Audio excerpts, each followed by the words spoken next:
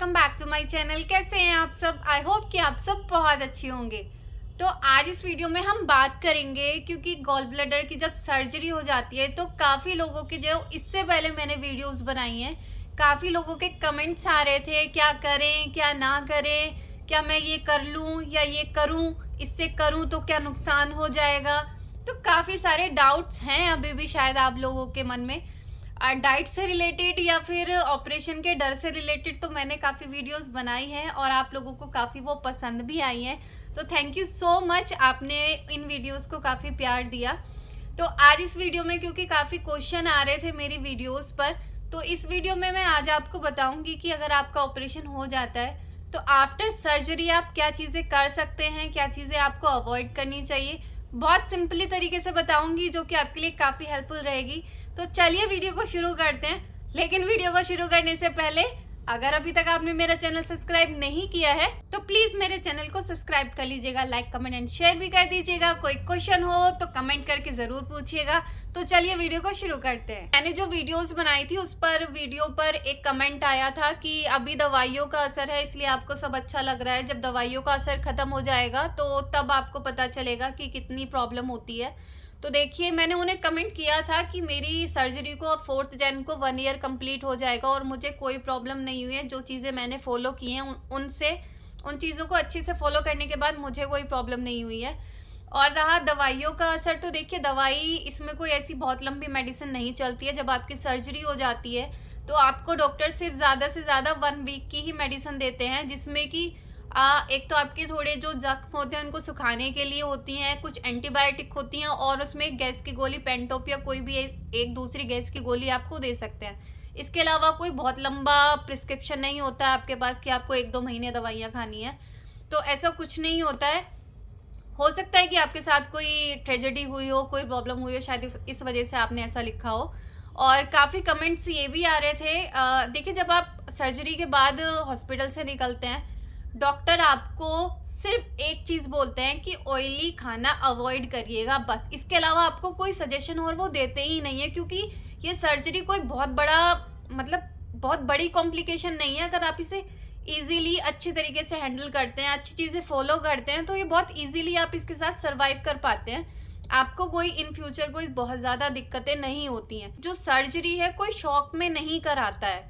आपके शरीर में आपको प्रॉब्लम हो रही है, आपको तकलीफ हो रही है, तभी आप सर्जरी कराने के लिए सोचते हैं। ये कोई ऐसी चीज़ तो है नहीं कि चलो आज घर में बैठे बोर हो रहे हैं, चलो यार आज सर्जरी करा के आ जाते हैं। तो जब आपके शरीर में कोई दिक्कत है, कोई परेशानी है, आप किसी चीज़ से, दर्द से जूझ रहे हैं, तभी आप ऐसी चीज़ों के लिए सोचते हैं कि नहीं अब कोई ऑप्शन नहीं है तो अब मुझे सर्जरी करानी पड़ेगी। सर्जरी को क्योंकि आगे की लाइफ के बारे में सोच के थोड़ा डर लगता है तो उससे हम डर जाते हैं। बाकी ऐसा कुछ नहीं है। देखिए, अगर आपको कोई दिक्कत है तभी आप सोच रहे हैं ना, तो आप ये चीज़ें भूल जाइए कि कोई क्या कह रहा है क्या नहीं कह रहा है। और जैसे सर्जरी करा लिया और उसके बाद आप ये सोच रहे हैं कि यार क्या करें क्या ना करें, तो देखिए अब यूँ चुटकियों में आपका ये डर भी निकल जाएगा। 15 दिन, सर्जरी के 15 दिन। देखिए, जैसे आपकी सर्जरी हो गई है, आप बाहर आते हैं, रूम में एडमिट होते हैं, सर्जरी के बाद में आप वॉशरूम खुद जा सकते हैं, कोई बाउंडेशन नहीं होती है, आप चल फिर सकते हैं थोड़ा बहुत। फर्स्ट डे आप थोड़ा बहुत चलते हैं, सेकंड डे आपको डॉक्टर खुद बोलते हैं कि आप कमरे में वॉक कर लीजिए, थोड़ी बहुत वॉक कर लीजिए, थोड़ा बाहर घूम लीजिए, 1-2 राउंड बाहर लगा लीजिए। प्रोसीजर शुरू हो गया चलने फिरने का। उसके बाद आप उठना बैठना कर सकते हैं खुद से। 15 दिन, जैसे आप दूसरे दिन छुट्टी हो जाती है किसी किसी केसेस में, तीसरे दिन आप घर आते हैं। जब आप घर आ गए हैं, घर आने के बाद में डॉक्टर आपको कुछ ऐसी कोई हिदायत नहीं देते हैं कि आपको ये नहीं करना है, सिर्फ एक वो चीज़ बोलते हैं कि आपको ऑयली फूड नहीं खाना है, बहुत ज़्यादा ऑयली फूड नहीं खाना है, और कुछ खाने के लिए आपको ऐसा कुछ मना नहीं किया जाता है। आप आ गए हैं घर पे आने के बाद सिर्फ 15 दिन आपको सब चीज़ें भूल जानी है। 15 दिन अपने आप को, अपनी बॉडी को रेस्ट दीजिए, प्रॉपर खाइए। देखिए, खाना लाइट खाने के लिए क्यों बोला जाता है, कुछ ऐसा नहीं है कि आपको खिचड़ी खानी है या कुछ भी खाना है। लाइट खाने के लिए इसलिए बोला जाता है कि जैसे आप एक रोटी खा रहे हो, दाल में भिगो के खा लीजिए, क्योंकि जब आप थोड़ा सॉफ्ट खाना लेते हैं, देखिए हमारी एक बॉडी है, ठीक है, हर बॉडी के पार्ट का अपना काम है। लेकिन जब हमारे शरीर में कोई चोट या इन्फेक्शन, कुछ चीज़ें ऐसी आ जाती हैं तो हमारी बॉडी सारी एक तरीके से उसे सॉल्व करने में लग जाती है, उसको ठीक करने में लग जाती है। ठीक, अब आपकी हुई है सर्जरी, अब पेट पे कट लगे हैं, अंदर से जरूर जख्म हुए हैं, तो बॉडी क्या करेगी कि और कामों को छोड़कर उसके लिए ज्यादा जरूरी इंपॉर्टेंट काम क्या होगा, आपकी चोटों को ठीक करना, क्योंकि बॉडी खुद को अपने आप हील करती है। तो अब क्या करते हो, अब अगर आप ज्यादा हैवी खाना खा रहे हो, ज्यादा चीजें कर रहे हो, ज्यादा चल रहे हो, ज्यादा वॉक कर रहे हो, ज्यादा घूम रहे हो, ज्यादा उठ रहे बैठ रहे हो, तो आप बॉडी को उधर भी थका रहे हो। उधर इधर उधर थकाओगे तो बॉडी उधर भी काम कर रही है और फिर उधर भी कर रही है, तो प्रॉपर वर्क आपको ठीक करने में नहीं कर पाएगी। 15 दिन अगर आप अच्छे से रेस्ट करते हैं, लाइट खाना खाते हैं, तो वो रिकवर बहुत जल्दी हो जाता है। जैसे कि जैसे इतना तो टाइम ज़रूर लीजिए कि जैसे आपके जो स्टिचेस होते हैं वो खुलने तक आप थोड़ी सी सॉफ्ट डाइट लीजिए, दाल में रोटी भिगा के खा लीजिए, एक रोटी सब्जी के साथ खा लीजिए, लाइट खाना खा लीजिए, हल्का फुल्का वॉक कर लीजिए।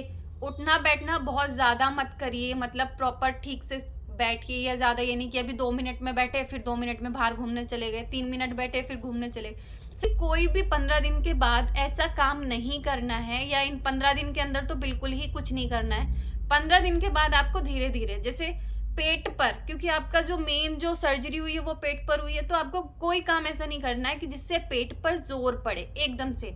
आप कुछ भी हैवी उठाएंगे, पेट पे जोर पड़ता है, तेज तेज चलेंगे, पेट पे जोर पड़ता है, सीढ़ियां चढ़ेंगे, पेट पे जोर पड़ता है। तो कुछ भी ऐसा काम आपको नहीं करना है। धीरे धीरे स्टार्ट करिए, जो आप काम पहले कर रहे थे वो धीरे धीरे धीरे धीरे सब करिए। अब जैसे किसी ने मुझसे पूछा था कि क्या मैं सिलाई मशीन चला सकती हूँ, तो एकदम से नहीं, 15 दिन प्रॉपर रेस्ट करो, क्योंकि जैसे आपने प्रॉपर रेस्ट किया, शरीर को आराम दिया, लाइट डाइट खाई, तो वो जो जख्म है वो जल्दी से मतलब ठीक हो जाएंगे आपके पेट के, और आपको बॉडी जो है बहुत जल्दी से हील करेगी, बहुत जल्दी से कवर कर पाएगी उन चीज़ों को। उसके बाद आप धीरे धीरे डाइट को भी बढ़ाइए। डाइट के लिए भी मैंने बोला है कि आप धीरे धीरे सारी चीज़ें खाइए, धीरे धीरे सब चीज़ें स्टार्ट करिए। उसी तरीके से काम को भी, कोई आपको कुछ ज़रूरी इमरजेंसी काम है, किसी ने मुझे कमेंट किया था कि बच्चे के लिए कि मैं बच्चे को उठा सकती हूँ, नहीं, तो देखिए भले ही छोटा बच्चा है, अगर उसका वेट जैसे 10 kg से ऊपर है, तो आप धीरे धीरे जैसे बेड पे बिठा के उसको खिला लीजिए। मैंने भी अकेले था, मेरे भी घर में कोई नहीं था, तो मैंने मेड लगाई थी 1 मंथ के लिए, तो आप उसी तरीके से बेड पे बच्चे को खिला लीजिए। बहुत ज़्यादा अगर 15 दिन के बाद जैसे एक बच्चे को उठा के भाई बेड पे बिठाना है, आप इतना कर सकते हैं, नीचे से बेड पे उठा के बिठाया।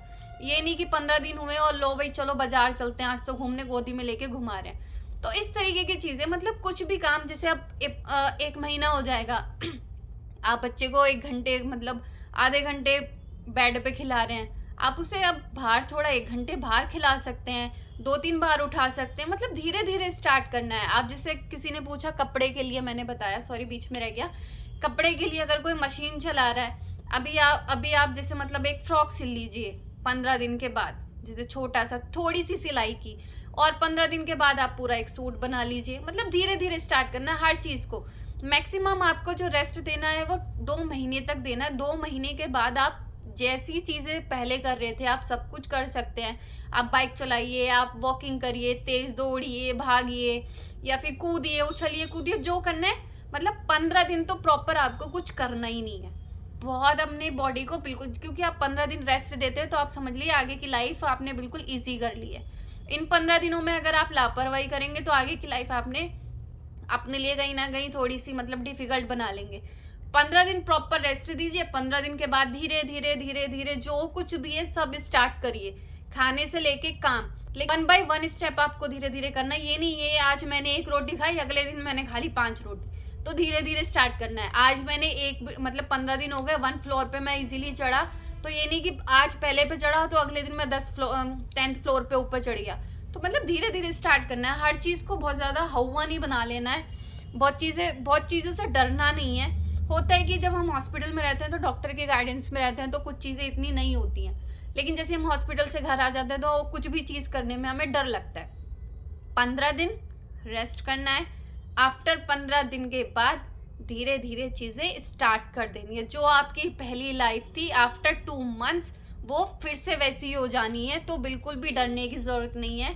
कोई इस बीच में ऐसी कुछ चीज़ें हो सकती हैं, कुछ थोड़ी बहुत डिफ़िकल्टी हो सकती हैं, जैसे कि किसी ने मुझसे, क्योंकि इस वीडियो में आज मैं सारे कमेंट्स का आंसर कर रही हूँ, किसी ने मुझसे पूछा था कि मेरे मतलब टाँकों में पेन हो रहा है। तो देखिए पेन भी होता है, जो 4 टाँके लगते हैं तो 4 में से 3 टाँकों पे तो मतलब 2 पे तो जो साइड में होते हैं ना पेट के, उन पे तो आपको पता ही नहीं चलेगा बिल्कुल भी।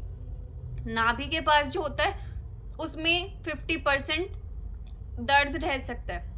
सबसे ऊपर वाले जो स्टिच होता है, जो मतलब चेस्ट के नीचे बिल्कुल ठीक होता है, उसमें आपको, क्योंकि मुझे 1 ईयर कंप्लीट होने वाला है, फिर भी मुझे 7-8 महीने तक उसमें पेन, खुजली, जलन, दर्द इस तरीके की चीज़ें रहती हैं, क्योंकि सबसे ज़्यादा प्रेशर जो है आपके उठने बैठने चलने फिरने का, हर चीज़ का प्रेशर वो सबसे ऊपर वाले मतलब इस वाले स्टिच पे ही पड़ता है।